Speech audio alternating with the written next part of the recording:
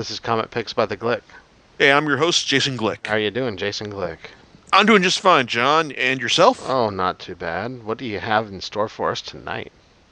All right. So, if you've been reading the blog for an extended period, and I'm pretty sure you have if you've been listening to me for this long, then you know, like I've got some particular thoughts on one creator, J. Michael Straczynski. Now, he's beloved by the geek community for creating Babylon 5, and like by all rights he should be because it was a great series. But he's also probably one of the first major like TV and film writers to actually dive into comics, and he did this in the mid '90s through Top Cow with two series, Rising Stars and Midnight Nation.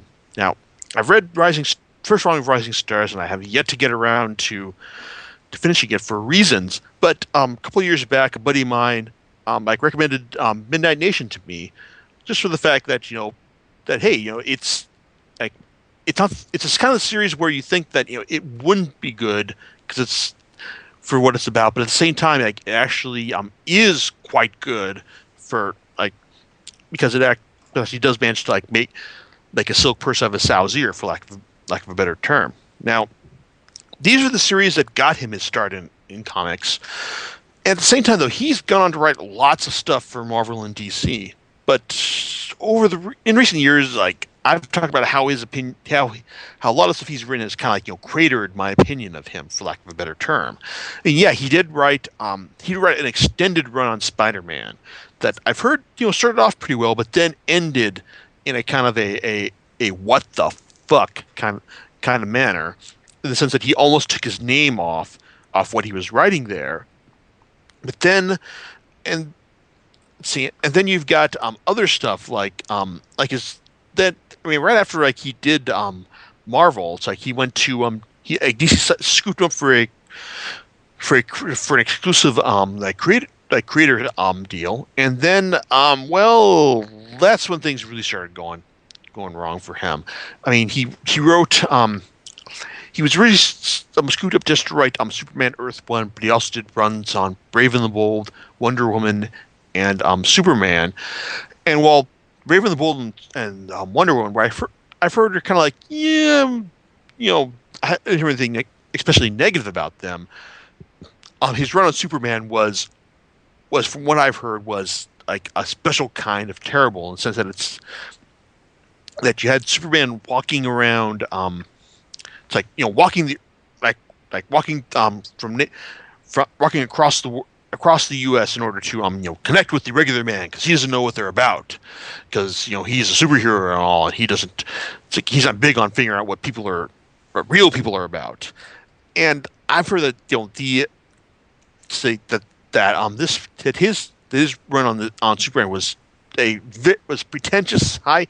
It's like heavy-handed and just all kinds of terrible, to the point, but also like the fact that his commitments basically forced him to abandon his runs on Superman and Wonder Woman halfway through.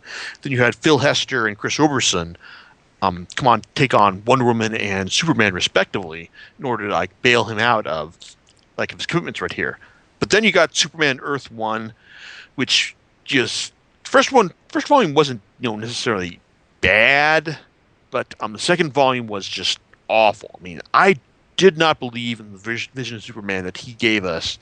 So this is a Superman who was petty enough in order to transport a an abusive boyfriend to Siberia, and also to lead a bunch of revolutionaries in a island nation in order to kill their leader. And hey. Yeah, I know Superman's all about justice and all, but to have a Superman who would just condone killing, letting people giving people the means to kill some guy. I mean, no, that's not Superman. I mean, yes, that is I don't. It's like I'm not going to kill you, but I'm not going to save you.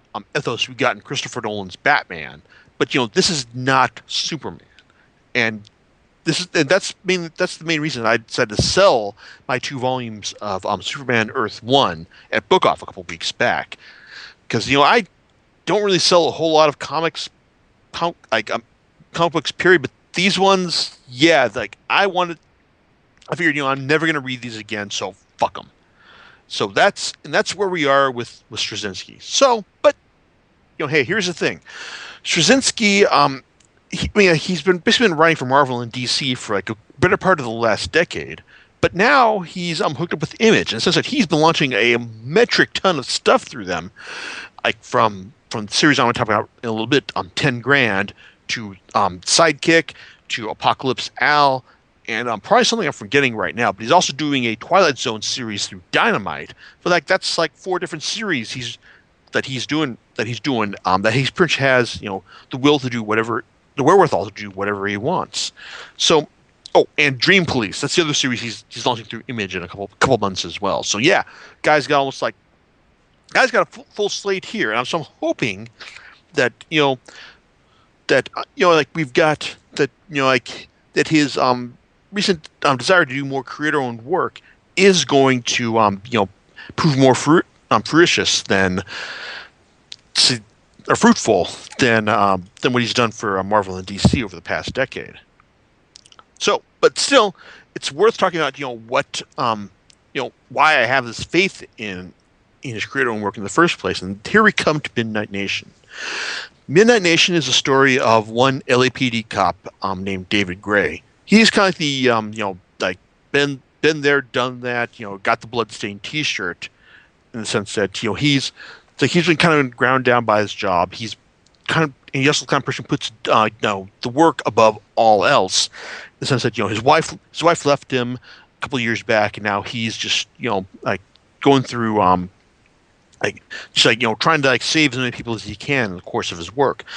One of them involves like a random drug bust one night when he's trying to figure out, just going through the motions, figure out like who in the neighborhood saw things right like this. And then one guy tells him about hey, like I know what's up with this particular murder right here. But then he also tells him about these guys, like the men, like they got him.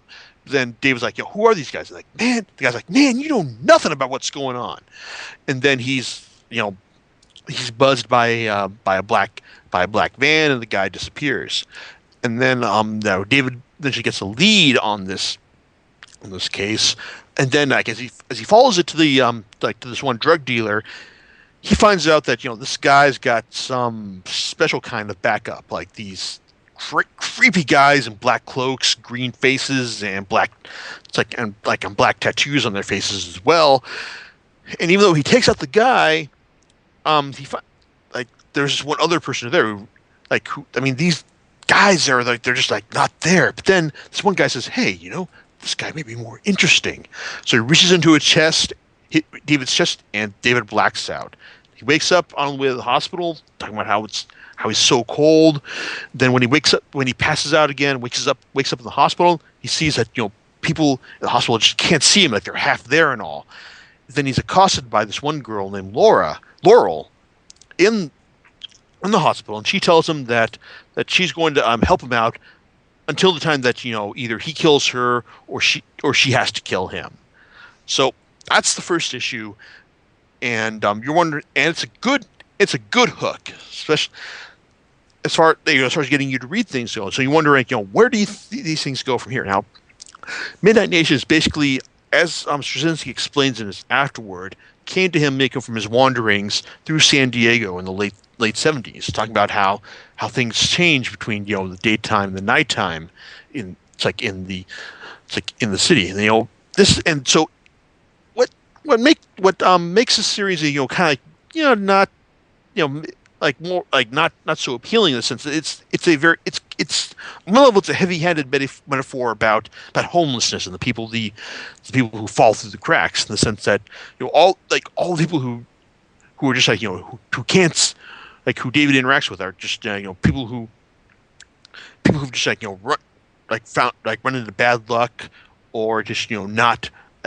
just fallen through the cracks of society, or just not made the right choices in their lives. So on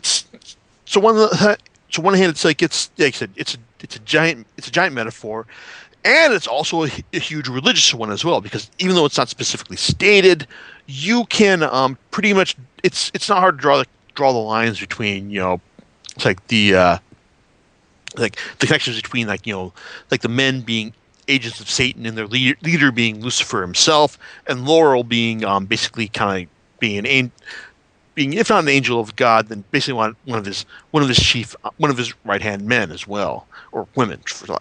I'm sorry to say, but you but it's but what makes this but even though like I said, the series is very heavy handed, it's got a like really overt metaphor, but at the same time, um, it's like I still think it works. It's like David's journey like from California to New York in order to get his soul back. It's like is like it's basically presented as a real ordeal, something that hey that he has to work for in order to get, and the stakes are clearly outlined throughout the course of the series. And it's like as are the fact that what's involved for Laurel as well. I mean, even though there's a lot of um and even though like there's a lot of like hey, what's going on, why am I doing this, what's why it's like what's the deeper meaning here. It's like a lot of these stories are actually questions are actually answered. I mean, this isn't a giant mystery box type deal. Times you get when the likes of J.J. Abrams and Damon Lindelof are involved. No, this is a 12-issue miniseries, self-contained, nothing beyond what's in the collection, and you actually do get all the answers, or at least enough information in order to draw all the conclusions yourself. And what also helps the series immensely is the fact that even though it's like fairly serious material, Straczynski doesn't take this deathly serious as he has in some of his other work. I mean, there are plenty of like humorous exchanges between David and Laurel as they go along the road, and the men, like even though like they're like essentially the villains, there are still some like clever and playful bits with them, such as when they have to act out the act of creation. It's like of the universe through like under their master's auspices. It's like, and also they're like, even though their leader, who was never identified by name, but you can pretty much like tell that he's Lucifer, he actually emerges as a fairly sympathetic character, like for the most part, in the sense that hey, he's seen how this goes. Like he figures like hey, like how can you like deal with this kind of world, when it's like when like this is when these are the circumstances that are up from it. It's like it's what I'm getting at here is that there's a lot of it's like that there is it's like like that there is a lot of like I said, there's a lot of ridiculousness, there's some silliness, but at the same time like the whole like what does it take in order to get your soul back? What do you do with it when you do with David? It actually feels like the consequences and circumstances that he endures throughout the series really do feel earned. And so when you do get to the surprising climax, yeah, it's like it's very heartwarming, but it does feel like something that wasn't just tacked on. That hey, that I'm just things doesn't feel like things ended this way in order to make a point. It feels like David really earned them throughout the course of the series, and that's what I really like about it. And even after reading it again recently, I think it still holds up. I think it's still recommended, and like yeah, it's like I can imagine like some people will be turned off by its heavy-handedness. Then there, but hey, I enjoy it. I think it's worth your time. Now that brings me to his most recent series, 10 Grand. Now this recently launched through Image through great fanfare, and sales have since dropped off rather remarkably because there's been a lot of drama in terms of like the creators involved. Mm. Anyway, because short version is that this was launched with Ben Templesmith of 30 Days of Night fame providing the art. Templesmith eventually had to drop out due to drama in his personal life, and art duties were recently taken over by C.P. Smith, someone who has a dramatically different style, like from the artist. But I'm getting ahead of myself here. 10 grand. Um, it's like it's well, actually, no. Let me back up a bit again let me back up a bit before I even go somewhere. Anyway, I saw Straczynski in person at the Image panel at Comic-Con last year, and when someone asked him about going back to say Rising Stars or Midnight Nation again, he said no, I would never do that because I would just figure like those things like ended perfectly, and so like, I would never see about just trying to like interfere with them. So I just messed them up, which is a fair amount of hypocrisy from someone who was involved with the whole before Watchmen business with the DC. So there you go. But still, I mean, the man's got a point. Especially when you control the copyrights behind your own work. But still, it's worth noting that the 10 grand feels like an attempt to tackle Midnight Nation, really some of its themes from a different angle. So if you're not going to redo the entire series, it helps you just go at it from a different direction. Because 10 grand is a story of one Joe Fitzgerald, not a hitman, but a button man for the mob, the kind of guy who buttons down problems before they get out of hand, and the love of his life, Laura, who he was going to quit things and go off to live with her after one last job, but it turns out that one last job involved taking out a demon from hell and his henchmen. That involved Joe's death and Laura's death as well. But heaven saw this and figured, hey, while your love of your life is going to heaven, you're going someplace else, unless you start working for us. And then whenever you die in a righteous cause, we will give you 5 minutes to spend with her until you've redeemed yourself in our eyes. Joe says yes, because they actually gave him the breath back to speak for that one word right there. So Joe basically has the charges people 10 grand in order to fend off the losers, the weirdos, and the crazies, like from getting his services, and in order to just basically ensure that he's dying in a righteous cause if that happens when he's working for these people. Now, this sounds like a fairly standard, like a nice setup for the series. I mean, you showed Joe, going on these various missions while laying out the the little bits of the plot as things go on. However, the whole 10 grand aspect of it is basically as material to the series as is Manji's vow that he'll cut down 1,000 of the bad guys in Blade of the Immortal. So I mean, if you're that's the kind of premise you're operating from, then yeah, you could do worse than to buy copy from one of my all-time favorite series, because as things go on, it turns out that Joe's most recent case involves a goodwill group named Divine Will that has far darker spiritual connections than you'd expect. In fact, it's part of a plot by the demon who got Joe killed in the first place to help certain interested parties find Laura in heaven and then spirit her away for their own needs. So now Joe has to go into purgatory and to hell in order to get the love of his life back. So that's kind of spoiler territory, but at the same time, that's what the series actually is. In fact, the series, even though the series is advertised as being ongoing, it strikes me as being a much more finite run. Like even though this is volume 1 was just released, I get the feeling there's only going to be one more volume, because 12 issues of Joe mucking about in the afterlife seems to be all that all that the series, all that the title can stand. I mean, and even then, certain things saying Joe